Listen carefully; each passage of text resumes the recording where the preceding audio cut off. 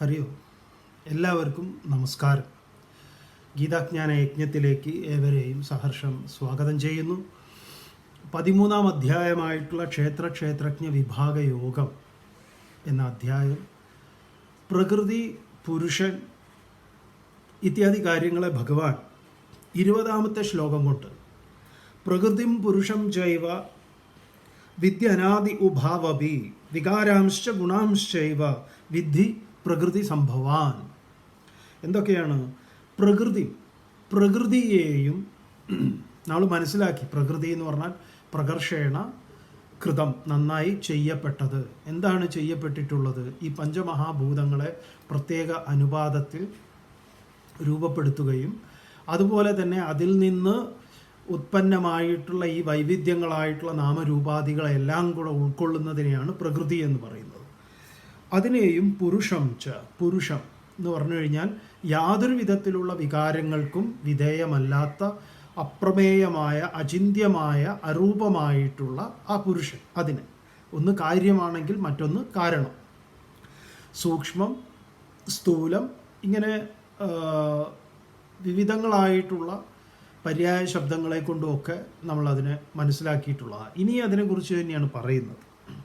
ഇതിനെ ഉഭൗ അഭിയേവ, രണ്ടിനെയും എന്തു വേണം? അനാദി, ആദി ഇല്ലാത്തതാണ് എന്ന് വിദ്ധി അറിയണം.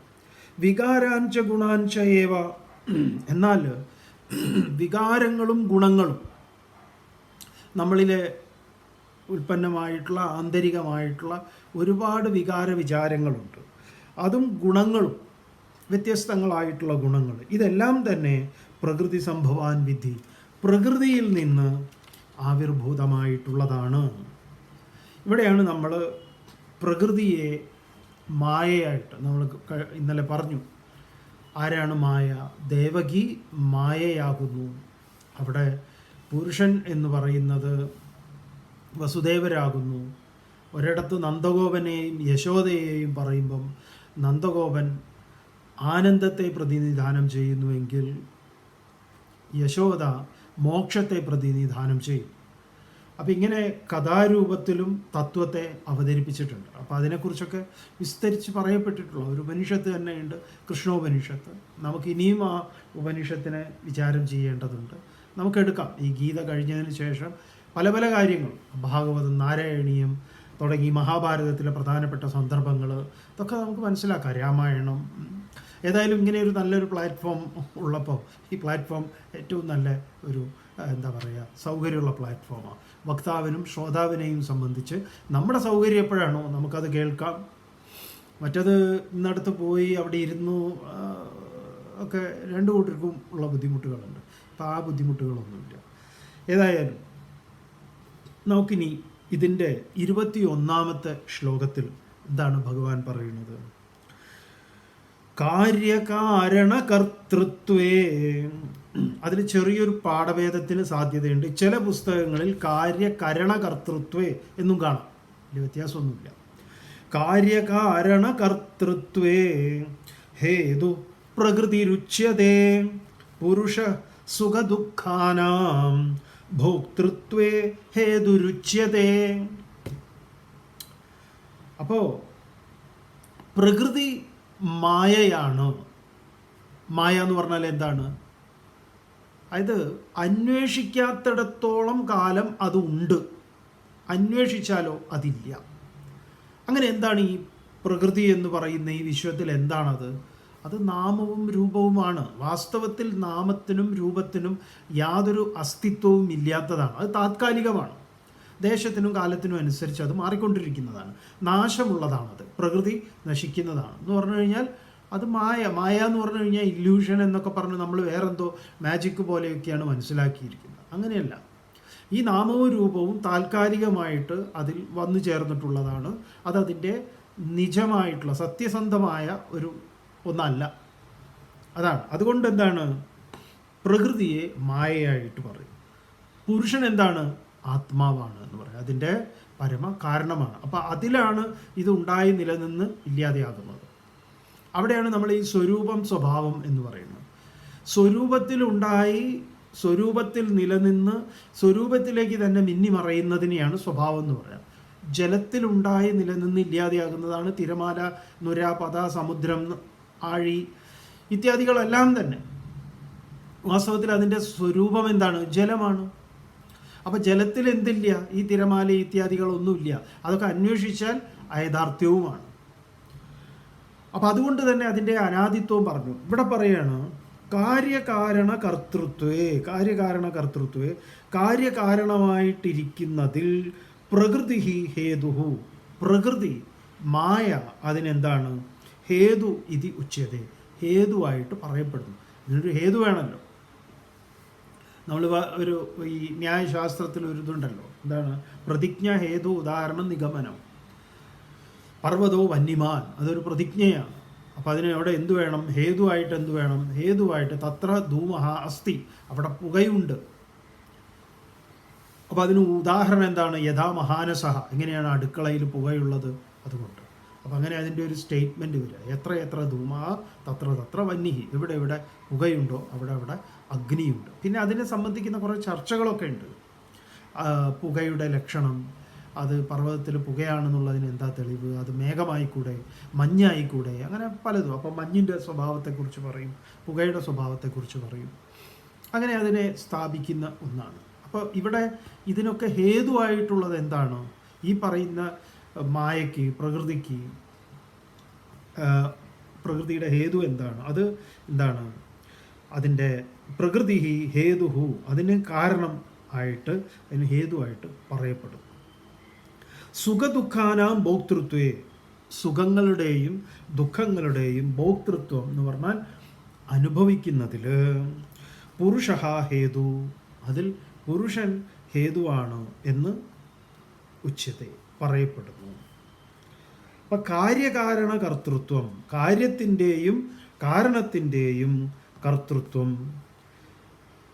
അതുപോലെ തന്നെ സുഖദുഃഖങ്ങളുടെ കർത്തൃത്വം. അപ്പോൾ ഇവിടെ എന്താണ് പറയുന്നത്?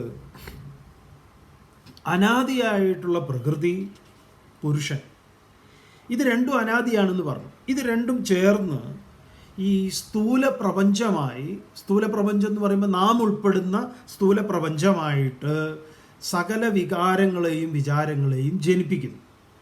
എല്ലാ വികാര വിചാരങ്ങളും ഇതിൻ്റെ ബൈ പ്രോഡക്റ്റാണ്, ഉത്പന്നമാണ്. അതിൻ്റെ ഫലമായിട്ട് എന്തുണ്ടാകുന്നു? വിപരീതങ്ങളായിട്ടുള്ള അനുഭവങ്ങൾ, അതിനെയാണ് ദ്വന്ദ്വങ്ങൾ എന്ന് പറയുന്നത്. ആ ദ്വന്ദ്വങ്ങളുടെ ആകത്തുകയാണ് നമ്മൾ സുഖദുഃഖാദി, സുഖം, ദുഃഖം, ലാഭം, നഷ്ടം, മാനം, അവമാനം, ഇത്തരം വിപരീതങ്ങളെയാണ് ചേർത്ത് നമ്മൾ ദ്വന്ദ്വങ്ങൾ എന്ന് പറയുന്നത്. ആ ദ്വന്ദ്വങ്ങൾ അനുഭവിക്കാൻ ഇടയാവും. ഇതിനെയാണ് എന്തു പറയുക? സംസാരം എന്ന് പറയുന്നത്. ഇങ്ങനെ മനസ്സിലാക്കിയാൽ വളരെ സൗകര്യമാണ്. ഇതാണ് സംസാരം. ഈ സംസാരത്തിൽ പ്രകൃതിയുടെയും അതുപോലെ പുരുഷൻ്റെയും, അതേപോലെ അല്ലെങ്കിൽ നമ്മുടെ ശരീരത്തിൻ്റെയും ജീവാത്മാവിൻ്റെയും എന്താണ് അതിൻ്റെയൊക്കെ ഒരു നിലപാട്, എന്താണ് അതിന് അതുകൊണ്ട് അർത്ഥമാക്കുന്നത്, എങ്ങനെയാണത് നമ്മളിൽ എന്താ പറയുക അനുഭവമായി വരുന്നത്, ഇത്യാദി കാര്യങ്ങളെയാണ് ഭഗവാൻ വിശദീകരിക്കുന്നത്. അതിൽ നമ്മൾ ഈ പ്രകൃതിയെക്കുറിച്ച് പറയുമ്പോൾ ഭഗവാൻ മുൻ അധ്യായത്തിൽ ഒരിടത്ത് പ്രകൃതിയെക്കുറിച്ച് പറഞ്ഞിട്ടുണ്ട്. ഓർമ്മയുണ്ടാവുമെന്ന് കരുതുന്നു. ഇതാണ് ഭൂമിരാപോ നലോ വായു ഖമ്മനോ ബുദ്ധിരേവച അഹങ്കാരമിതീയമ്മേ ഭിന്ന പ്രകൃതിരഷ്ടധ. എൻ്റെ പ്രകൃതി 8 പ്രകാരത്തിലാണ്. പഞ്ചമഹാഭൂതങ്ങൾ, അതുപോലെ തന്നെ മനസ്സ്, ബുദ്ധി, അഹമെന്ന ബോധം, ഇതെട്ടും ഞാനാകുന്നു. അപരേയമിതസ്ത്വന്യാം, എനിക്ക് വേറൊരു പ്രകൃതിയും കൂടെ ഉണ്ട്, അപരാപ്രകൃതി. പരാപ്രകൃതിയും അപരാപ്രകൃതിയെയും നമ്മൾ മുമ്പ് പരിചയപ്പെട്ടതാണ്. ഓർമ്മ വേണം, ഇത് നമ്മുടെ ഒരു തുടർച്ചയായിട്ടുള്ളൊരു ക്ലാസ്സാണ്. അപ്പം അതുകൊണ്ട് നിങ്ങൾ മുൻ അധ്യായങ്ങളിൽ എന്തൊക്കെ ആശയങ്ങളാണോ പറയപ്പെട്ടിട്ടുള്ളത് അതിനെ ഓർക്കണം. കാരണം നമ്മൾ വീണ്ടും വീണ്ടും വീണ്ടും റിവിഷനിലേക്ക് പോയി കഴിഞ്ഞാൽ ഇത് ഒരു കാലത്തും തീരൂല, ഇതിങ്ങനെ നീണ്ടുപോകും. അത് അത്ര കൊണ്ട് നല്ലതല്ലല്ലോ. ഇതിനെന്തായാലും ഒരു ഇതിങ്ങനെ തുടരും എന്ന് പറയാൻ പറ്റില്ലല്ലോ. ഈ തുടരും എന്ന് പറയുന്നതിന് എന്തുണ്ട്? ഒരു സമാപനം ഉണ്ട്. അതിങ്ങനെ തുടരൊന്നുമില്ല. 2.5 മണിക്കൂറോ 2 മണിക്കൂറോ എന്തെങ്കിലും കഴിഞ്ഞാൽ നിൽക്കും. എന്നതുപോലെ നിങ്ങളൊന്ന് പഴയതൊക്കെ ഒന്ന് കാണാൻ ശ്രമിക്കുക, കേൾക്കാൻ ശ്രമിക്കുക. അപ്പോൾ എന്താണ്, അവിടെ ഭൂമിയിൽ അവിടെ 2 പ്രകൃതിയെക്കുറിച്ച് പറയുന്നു, പരാപ്രകൃതിയെയും അപരാപ്രകൃതിയും. ആ സമയത്ത് നമ്മൾ ശ്രീനാരായണ ഗുരുദേവനെയൊക്കെ ഉദാഹരിക്കുകയുണ്ടായിട്ടുണ്ട്. പരയുടെ പാല് നുകർന്ന ഭാഗ്യവാന്മാർക്ക് ഒരു 10,000 ആണ്ട് ഒരല്പനേരം, അപരപ്രകൃതിക്ക് അധീനമായാൽ അരനൊടി 1000 ആണ്ടുപോലെ തോന്നും എന്ന ആത്മോപദേശ ശതകമൊക്കെ ഉദ്ധരണിയൊക്കെ ഉദ്ധരിച്ച് വിസ്തരിച്ച് പറഞ്ഞിട്ടുണ്ട്. സദയം അതൊക്കെ ഒന്നുകൂടെ കേൾക്കുക. അർജുനന് അത് മനസ്സിലാവും ഭഗവാൻ ഇങ്ങനെ പറയുമ്പോൾ.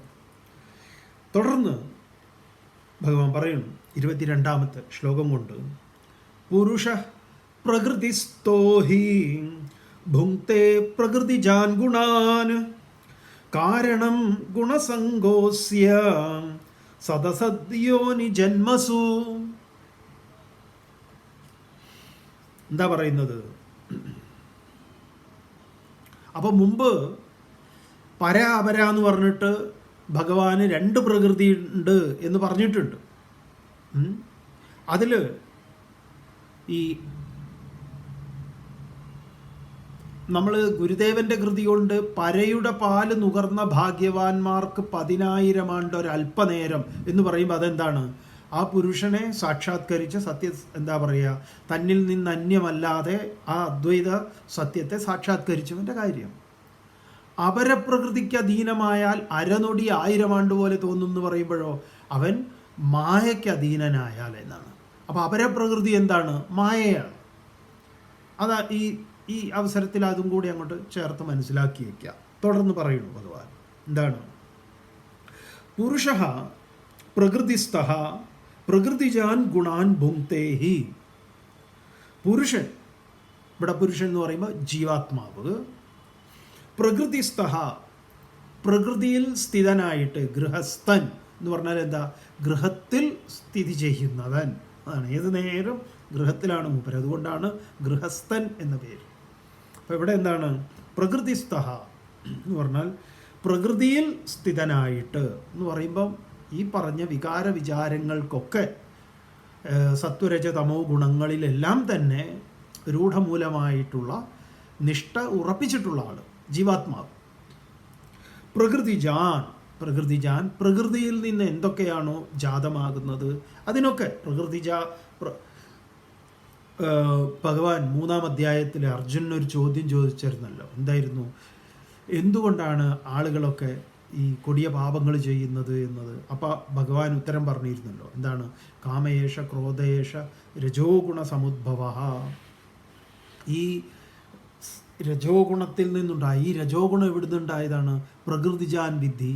ഈ ഗുണങ്ങൾ എവിടുന്നാണ്? പ്രകൃതിയിൽ നിന്നാണ് എന്ന് ആ ഭാഗത്ത് അവിടെ വിസ്തരിച്ചിരുന്നു. അപ്പോൾ ഇവിടെ ആ പറഞ്ഞു പോകുന്ന ഗീതയുടെ, ശരിക്കും പറഞ്ഞാൽ 2-ാം അധ്യായത്തിൽ ഗീതയുടെ ഒരു സ്ട്രക്ചർ, അതിൻ്റെ 18 അധ്യായങ്ങൾ തുടർന്ന് വരുന്ന 16 അധ്യായങ്ങളിൽ പറയാൻ പോകുന്ന കാര്യങ്ങളുടെ ഒരു ഏകദേശം വളരെ സൂക്ഷ്മ രൂപത്തിലൊക്കെ പറഞ്ഞു വെച്ചിട്ടുള്ളതാണ്. പിന്നീട് വരുമ്പോൾ അതിൻ്റെ വിസ്താരമാണ്. ആ വിസ്താരത്തിൽ നമുക്ക് കുറേയും കൂടെ നന്നായിട്ട് ബോധിക്കുന്ന വിധത്തിലാണ് ഗീത വ്യാസർ അവതരിപ്പിച്ചിട്ടുള്ളത്.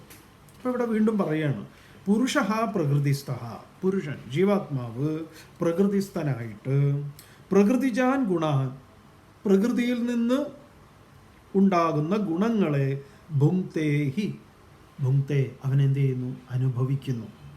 അപ്പോൾ കാണുക, കേൾക്കുക, രുചിക്കുക, സ്പർശിക്കുക, അതുമായി ബന്ധപ്പെട്ട നമ്മുടെ അനുഭവ പരമ്പരകളെല്ലാം തന്നെ അവനങ്ങനെ അനുഭവിക്കുന്നു.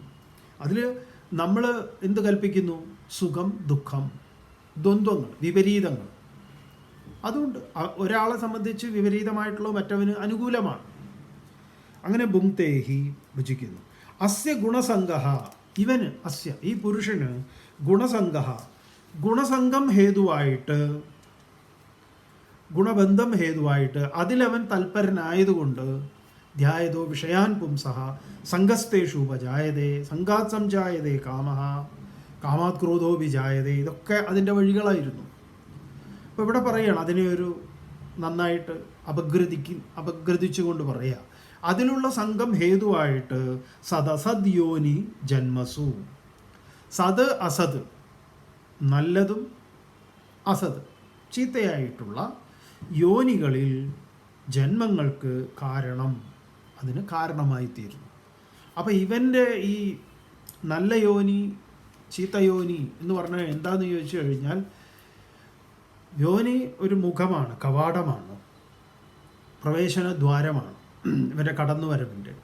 യോനി കേവലം ഒരു എന്താ പറയുക, ജന്മമെടുക്കുന്ന മനുഷ്യ ശരീരത്തിലെ ഏതെങ്കിലും ഒരു അവയവവുമായിട്ട് ബന്ധപ്പെടുത്തിക്കൊണ്ട് മാത്രമല്ല വേദാന്ത ശാസ്ത്രം അതിനെ പറയുന്നത്. അപ്പോൾ ഇവൻ്റെ ഒരാളുടെ ചെയ്തികൾക്ക് അതുമായിട്ടുള്ള സംഘം, അതിൽ ജനിക്കുന്ന താത്പര്യം ഇത്യാദികളാണ് അവനെ കൊണ്ട് വീണ്ടും വീണ്ടും ഓരോന്നോരോന്ന് ചെയ്യിപ്പിക്കുന്നത്. അപ്പോൾ അതിനത് കാരണമായി തീരുന്നു. അതിൽ നമുക്ക് കൺട്രോൾ ഇല്ലേ എന്ന് ചോദിച്ചാൽ 100% നമുക്ക് തിരഞ്ഞെടുക്കാം. ഇവൻ എന്തൊക്കെ ചെയ്യുന്നു, ഇവൻ എന്തൊക്കെ അനുഭവിക്കുന്നു, വളരെ വിസ്തരിച്ച് പറയാം. 4 കാര്യങ്ങൾ ഈ ജീവൻ അനുഭവിക്കുന്നു.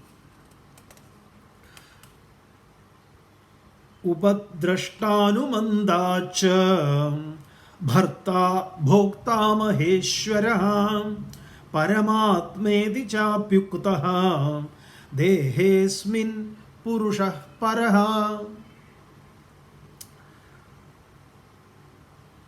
ഉപദ്രഷ്ട അനുമന്ദാ ച ഭർത്താ ഭോക്താ മഹേശ്വര പരമാത്മാ ഇതി ച അപി ഉക്തഃ അസ്മിൻ ദേഹേ പുരുഷഃ പരഃ. വളരെ പ്രധാനപ്പെട്ട ഒരു ശ്ലോകമാണ്. 4 കാര്യങ്ങളെ കുറിച്ച് പറയുക. അസ്മിൻ ദേഹേ, ഈ ശരീരത്തിൽ, നമ്മുടെ ഓരോരുത്തരുടെയും ശരീരത്തിൽ, ദേഹേ അപി, ഈ ദേഹത്തിൽ, ഇവൻ ദേഹത്തിൽ ഇരിക്കുന്നവനാണ് എങ്കിലും ഒരു ഇരിപ്പിനെ കുറിച്ച്, ഒന്നിനെ കുറിച്ച് പറയാം, ഇവൻ എന്തൊക്കെ ആക്ടിവിറ്റികളാണ് ചെയ്യുന്നത് എന്നുള്ളത്. അസ്മിൻ ദേഹേ അപി പരഹ പുരുഷ, അവൻ പരനായിട്ടുള്ള പുരുഷനാണ്. എന്നാലും ഇവൻ എന്തു ചെയ്യുന്നു? ഉപദ്രഷ്ട, അടുത്തിരുന്ന് കാണുന്നവനാണ്. ഉപദ്രഷ്ട എന്ന് പറഞ്ഞാൽ അടുത്തിരുന്ന് കാണുന്നവൻ എന്ന് പറഞ്ഞാൽ സാക്ഷിയുമാണ്. നമ്മൾ എന്തൊക്കെ കാണുന്നു എന്നുള്ളത് കാണുന്നവനാണ്. അതാണ് ഇവൻ രേഖപ്പെടുത്തി വയ്ക്കുന്നത് എല്ലാം.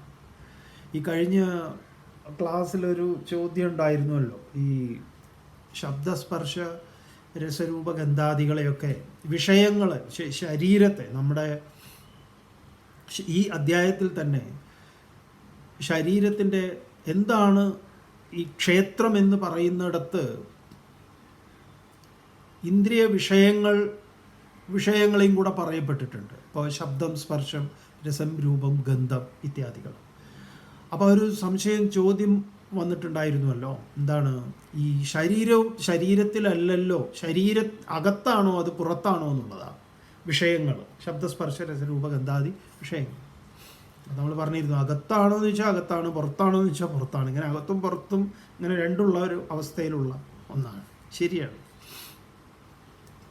അപ്പോൾ ഇവിടെ എന്താണ്, ഈ എങ്ങനെയാണ് ഈ ജീവൻ, ഈ പുരുഷൻ ഉപദ്രഷ്ടാനുമന്ദ, ഉപദ്രഷ്ടാവായിട്ടിരിക്കുമ്പോൾ, അപ്പോൾ നമ്മളൊരു ഉദാഹരണം പറയാം. നിങ്ങൾക്കൊക്കെ, കേൾക്കുന്നവർക്കൊക്കെ ഒരു കുട്ടിക്കാലം, നമ്മുടെയൊക്കെ കുട്ടിക്കാലം, ആ ഇന്നത്തെ കുട്ടിക്കാലവും നമ്മുടെ കുട്ടിക്കാലവും രണ്ടാണെന്ന് അറിയാം, എല്ലാവർക്കും അറിയാം. കാരണം നമ്മുടെ കളികളും കാര്യങ്ങളും അതെല്ലാം മാറി. ഇപ്പോഴത്തെ കുട്ടികളിൽ ആ കളികളൊന്നും കാണില്ല. ഈ ചെറിയ മാങ്ങയുണ്ട്, നാട്ടുമാങ്ങ എന്ന് പറയും. അതിൻ്റെ വിത്ത്, അതിൻ്റെ അണ്ടി എന്ന് പറഞ്ഞു കഴിഞ്ഞാൽ അതിന് പഴുത്തതിന് ഭയങ്കര ടേസ്റ്റാണ്, ഒടുക്കത്തെ ടേസ്റ്റാണ്, മധുരമൊക്കെ. നാട്ടുമാങ്ങ ആകെ ചെറുതാണ്, പഴുത്തു കഴിഞ്ഞാൽ അതിൻ്റെ മണം ഈ ചക്കയുടെ പോലെ ഭയങ്കര മണമാണ്. വലിയ കൂറ്റൻ മാവായിരിക്കും അത്, ചെറുതൊന്നുമല്ല, കൂറ്റൻ മാവാണ്. അങ്ങനെ എന്താ പറയുക, ഇന്ന് രാവിലെ പോയി പെറുക്കാൻ പോയി കഴിഞ്ഞാൽ ഇഷ്ടം മാതിരി കിട്ടും. നമ്മുടെ കുട്ടിക്കാലത്ത് സ്കൂൾ കൂട്ടിയാൽ വയനാട്ടിൽ പോകും. വയനാട്ടിൽ ഇങ്ങനെ ഒരു മാവുണ്ട്. അങ്ങനെ അത് പെറുക്കി കഴിക്കൽ തന്നെയാണ് മെയിൻ പരിപാടി. അപ്പോൾ അതിൻ്റെ ഒരു കണ്ണി പൊട്ടിച്ചാലുള്ള മണം, അതിൻ്റെ ഒരു ടേസ്റ്റ് അല്ലേ, അതൊക്കെ ഇപ്പം നമുക്ക് എന്ത് ചെയ്യാൻ പറ്റും, റീകളക്ട് ചെയ്യാൻ പറ്റും. ഇപ്പം കണ്ണിമാങ്ങ, ചെറിയ മാങ്ങ, ആ കണ്ണിമാങ്ങയുടെ അച്ചാർ, അതിൻ്റെ ആ ചെറിയ തണ്ടുണ്ടല്ലോ, അതിങ്ങനെ പൊട്ടിച്ചു കഴിഞ്ഞാൽ അതിനൊരു ടേസ്റ്റ് ഉണ്ടല്ലോ, വേറെ തന്നെ ടേസ്റ്റ്. അത് കടിക്കുമ്പോൾ, കണ്ണിമാങ്ങ കടിക്കുമ്പോഴുള്ളൊരു ടേസ്റ്റ്, അത് പലയിടത്ത് കടിക്കണം, നമ്മളതിൻ്റെ തുഞ്ചത്തൊന്ന് കടിക്കണം വെറുതെ. അത് ചിലർ നല്ല കലാപരമായിട്ട് അരിയും. അതുപോലെ നിങ്ങൾ തൈര് സാദം കഴിച്ചു, കഴിക്കാത്തവരൊക്കെ കുറവായിരിക്കുമല്ലോ. ഈ തൈര് സാദത്തിൻ്റെ ഉള്ളിൽ തൈര് സാദത്തിൽ ഈ കടുകും കറിവേപ്പിലയും ഈ ഉഴുന്നും ഇതെല്ലാം കൂടെ ഇട്ടിട്ടൊരു കടുക് പൊട്ടിച്ച്, അപ്പോൾ അതിൽ ഈ വലിയ മുളക് ഇടും. വലിയ മുളക് ഇട്ടിട്ടാണ് അതിൻ്റെ മുകളിൽ ഇങ്ങനെ ഉണ്ടാവും. ഈ വലിയ മുളകിന് നമ്മൾ എടുത്തിട്ട് അതിനിങ്ങനെ ഞെക്കി കഴിഞ്ഞാൽ അതിൻ്റെ ഉള്ളിൽ നിന്ന് എന്താ പറയുക, ചുവന്ന അതിൻ്റെ എസൻസ് എല്ലാം കൂടി ഇങ്ങോട്ടേക്ക് വരും. അതിനൊരു ടേസ്റ്റ് ഉണ്ട്. ഇതൊക്കെ നമുക്കിപ്പോൾ പറയുമ്പോൾ നമുക്ക് റീകളക്ട് ചെയ്തുകൂടെ വേണമെങ്കിൽ.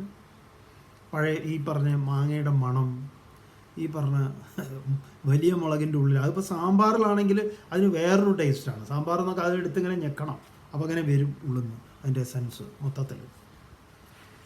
അങ്ങനെയാണ് അതിനെ, ആ മുളകിനെ ബാക്കിയുള്ളതിനെ മാറ്റി വയ്ക്കുക. അല്ലാതെ മൊത്തത്തിൽ മാറ്റി വയ്ക്കലല്ല. അതൊക്കെ അതൊരു ആർട്ടാണ് കഴിക്കുന്നതിൽ. പല പല ആർട്ടുകളുണ്ട്. ചൂടുള്ള ചായയിൽ ബിസ്ക്കറ്റ് മുക്കി ബിസ്ക്കറ്റ് പൊട്ടി വീഴാതെ കഴിക്കുന്നത് ഒരു ആർട്ടാണ്. മിക്കവാറും ചിലർക്ക് അത് പറ്റില്ല. അവരിങ്ങനെ പൊക്കി കൊണ്ടുവരുമ്പോഴേക്കും ഷർട്ടിലും അവിടെയൊക്കെ ആവും. ചിലർ വളരെ കൃത്യമായിട്ട് അവർക്ക് അതിൻ്റെ ഒരു ടൈമിങ് അറിയാം. ആ ടൈമിങ്ങിനനുസരിച്ചേ മുക്കുള്ളൂ. അപ്പോൾ പറഞ്ഞു വന്നത്, നിങ്ങൾ ചെറുപ്പത്തിൽ കഴിച്ചിരുന്ന സാധനങ്ങൾ ഇപ്പോൾ കഴിക്കുന്നില്ലെങ്കിലും, ചിലരൊക്കെ പറയാറുണ്ട് ഈ ഹോർലിക്സിൻ്റെയൊക്കെ ടേസ്റ്റ് മാറിപ്പോയി, പണ്ട് ഇങ്ങനെ ആയിരുന്നില്ല. അപ്പോൾ അതിൻ്റെ അർത്ഥം എന്താണ്? അപ്പോൾ ഇതെല്ലാം നമ്മുടെ ശരീരത്തിൽ തന്നെ ഉണ്ട്. ശരീരത്തിൽ അതിന് എന്തുണ്ട്? സ്മൃതിപഥത്തിൽ സൂക്ഷിക്കുന്ന ഏർപ്പാടുണ്ട്. അപ്പോൾ അത് ശരീരമാണോ എന്ന് ചോദിച്ചാൽ നമ്മുടെ ശരീരം തന്നെയാണ്. അതിന് നിലനിൽപ്പ് കൊടുക്കുന്നത് ഈ ശരീരമാണ്. അപ്പോൾ ഇവൻ എന്താ ചെയ്യുന്നത്? ഈ പുരുഷ ഉപദ്രഷ്ട അനുമന്ത, ഇവൻ അടുത്തിരുന്ന് കാണുകയാണ്. എല്ലാം കാണുന്നു, കേൾക്കുന്നു, രുചിക്കുന്നു, സ്പർശിക്കുന്നു, ഘ്രാണിക്കുന്നു, സാക്ഷിഭാവത്തിൽ. അനുമന്ത, കർമ്മങ്ങളെ അതെന്താക്കുന്നു? കർമ്മങ്ങൾക്കൊക്കെ അത് അനുമതി നൽകുന്നവനുമാണ്. അവൻ്റെ അറിവോടുകൂടി ആ കർമ്മങ്ങളൊക്കെ നടക്കുന്നത്. അനുമന്ത. പിന്നെയോ ഭോക്ത, അനുഭവിക്കുന്നവനാണ്. ആ മഹേശ്വര പരമാത്മാ, മഹേശ്വരനും പരമാത്മാവുമാണ് എന്ന് ഇതി ഉക്തഃ, ഇപ്രകാരം പറയപ്പെട്ടിരിക്കുന്നു. അവൻ എന്തൊക്കെയാണ് ചെയ്യുന്നത്? പുരുഷൻ. അപ്പോൾ ഈ പുരുഷനല്ലേ ക്ഷേത്രജ്ഞൻ? അതെ, ഈ പരമാത്മാവിന് ഇവിടെ ക്ഷേത്രജ്ഞ വിഭാഗയോഗം എന്ന അധ്യായം കൊണ്ട് നമ്മൾ മനസ്സിലാക്കുമ്പം നമ്മൾ മനസ്സിലാക്കണം, ഈ പുരുഷനെയാണ് ഇവിടെ ക്ഷേത്രജ്ഞൻ എന്ന് പറയുന്നത്. അതേ ക്ഷേത്രജ്ഞൻ തന്നെയാണ് പരമാത്മാവ് എന്ന് പറയുന്നത്. അത് തന്നെയാണ് ഭഗവാൻ ഗീതയിൽ അഹം എന്ന് പറയുന്നത്. അതുകൊണ്ടാണ് നമ്മൾ പറയുന്നത് നിങ്ങളോട്, ഈ ഭഗവാൻ അഹം ഞാൻ എന്നൊക്കെ പറയുമ്പോൾ നിങ്ങൾ ദയവ് ചെയ്ത് ഉണ്ണിക്കണ്ണൻ, അമ്പലപ്പുഴ കൃഷ്ണൻ, ഗുരുവായൂരപ്പൻ എന്നൊന്നും അറിയരുത്. കാരണം എന്താന്ന് പറഞ്ഞാൽ നിങ്ങൾ ഇതിൽ നിന്ന് വിട്ടുപോകും. നിങ്ങൾ വീണ്ടും ഒരിട്ടാവട്ടത്ത് കറങ്ങി കളിക്കും. മാക്സിമം പോയാൽ തൃശ്ശൂർ, ചാവക്കാട്, അങ്ങനെ ആ റൗണ്ട് അടിച്ച് നടക്കും. അത് പോരാ, നമുക്ക് ഈ ബൗണ്ടറിയിൽ നിന്നൊക്കെ പുറത്തേക്ക് പോകണം. പൂർണ്ണനായ കൃഷ്ണൻ്റെ എല്ലാ ഭാവവും നമുക്ക് ഉൾക്കൊള്ളാൻ സാധിക്കണം. അപ്പം അതിനെയാണ് ഇവിടെ എന്തു പറഞ്ഞത്? പുരുഷൻ എന്ന് പറഞ്ഞത് അത് തന്നെയാണ് ക്ഷേത്രജ്ഞൻ, അതാണ് പരമാത്മാവ്. അത് ശരീരത്തിലിരുന്നു കൊണ്ട്, അതിന് വലിയ ബന്ധമൊന്നുമില്ല, എന്നാലും ഇവിടെ പറയുന്നു ഭഗവാൻ ഇരുന്നു കൊണ്ട് 4 കാര്യങ്ങൾ ചെയ്യും. എന്തൊക്കെയാണ് 4 കാര്യങ്ങൾ? ഒന്ന്, അടുത്തിരുന്ന് കാണുന്നു. എല്ലാറ്റിനും സാക്ഷിയാണ് മൂപ്പര്, സകലത്തിനും സാക്ഷിയാവലാണ് ഈ അടുത്തിരുന്ന് കാണാൻ.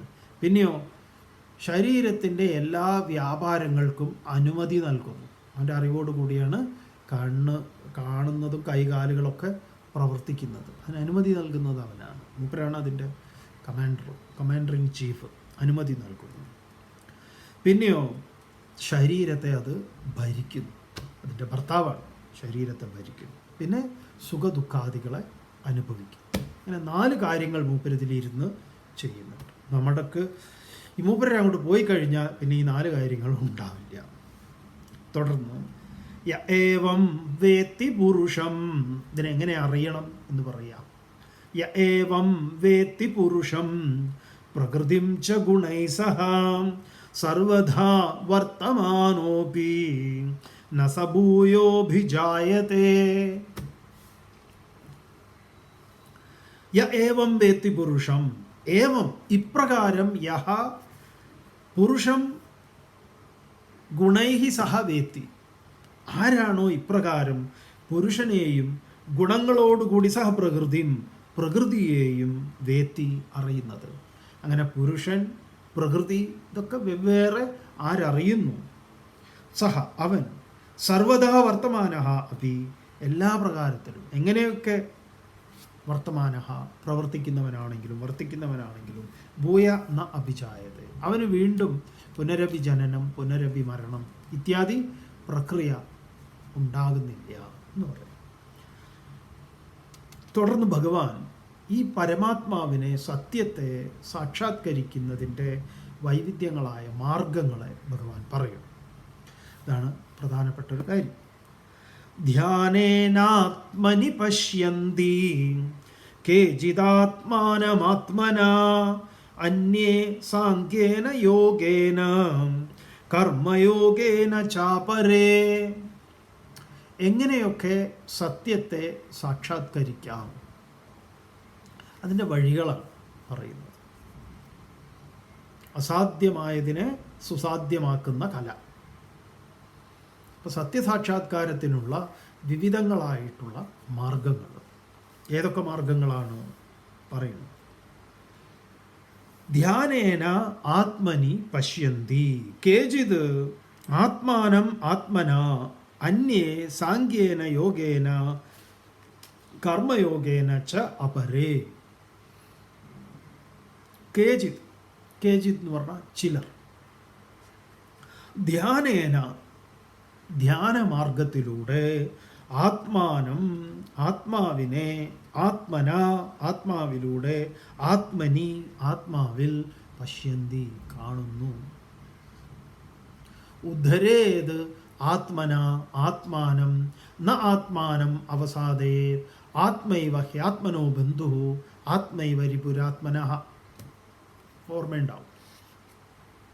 അത് തന്നെ ഭഗവാൻ ഇവിടെ പറയുകയാണ്. കേചിത് ചിലർ ധ്യാനത്തിൽ എങ്ങനെ ആത്മാനം ആത്മാവിനെ ആത്മനാ ആത്മാവിലൂടെ തന്നിൽ മനോബുദ്ധി തൻ്റെ ഉപകരണങ്ങൾ എന്തൊക്കെയാണോ അതിനെ സ്വീകരിച്ചുകൊണ്ട് ആത്മനി അവനവനിൽ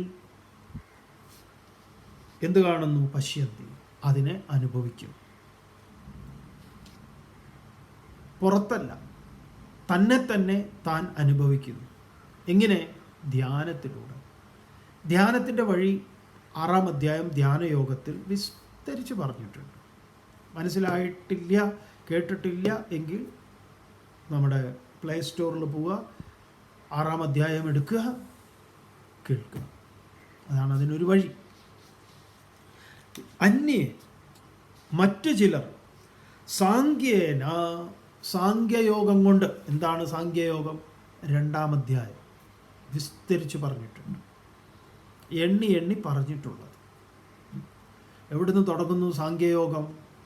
അശോച്യാൻ അന്വശോചസ്ത്വം പ്രജ്ഞാവാദാൻ ച ഭാഷസേ ഗതാസൂൻ അഗതാസൂൻ ച നാനുശോചന്തി പണ്ഡിത എന്ന് തുടങ്ങിയിട്ട് അച്ഛേദ്യോയം അദാഹ്യോയം അക്ലേദ്യോ ശോഷ്യ ഏവച നിത്യ സർവഗതസ്ഥാണു അജലോയം സനാതന തുടങ്ങിയിട്ടുള്ള അതിഗംഭീരമായിട്ടുള്ള ജ്ഞാനപ്രധാനങ്ങളായിട്ടുള്ള കാര്യങ്ങൾ സാംഖ്യയോഗം 2-ാം അധ്യായം.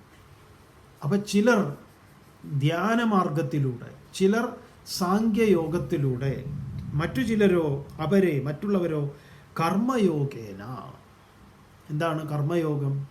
2-ാം അധ്യായത്തിൽ തന്നെ കർമ്മയോഗ ചതുസൂത്രം പറഞ്ഞിട്ടുണ്ട്. എന്തായിരുന്നു അത്?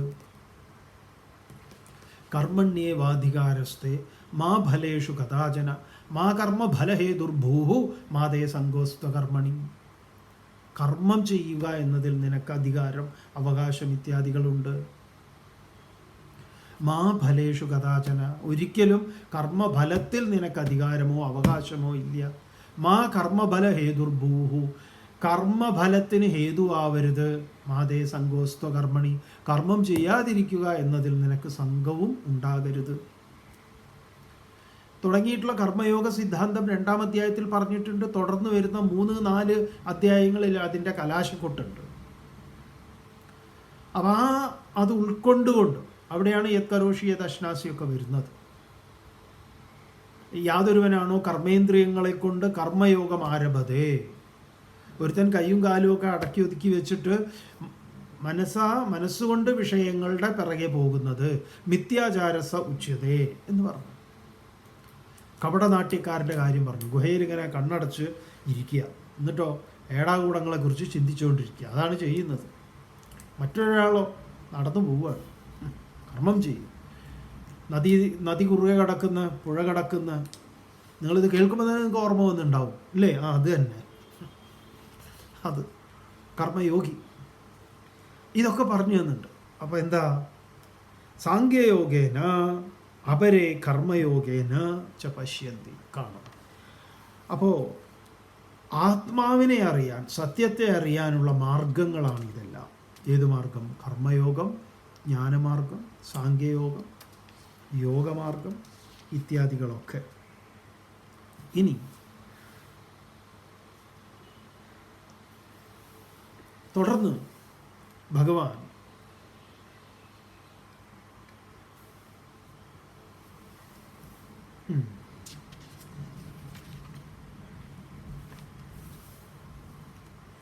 ഇത് കുറച്ച് കൂടുതൽ പറയാനുണ്ട്, അത് നമുക്ക് നാളെ പറയാം. ഓം പൂർണ്ണമദഃ പൂർണ്ണമിദം പൂർണ്ണാത് പൂർണ്ണമുദച്യതേ പൂർണ്ണസ്യ പൂർണ്ണമാദായ പൂർണ്ണമേവാവശിഷ്യതേ. ഓം ശാന്തി ശാന്തി ശാന്തി. ഹരി ഓം ശ്രീ ഗുരുഭ്യോ നമഃ.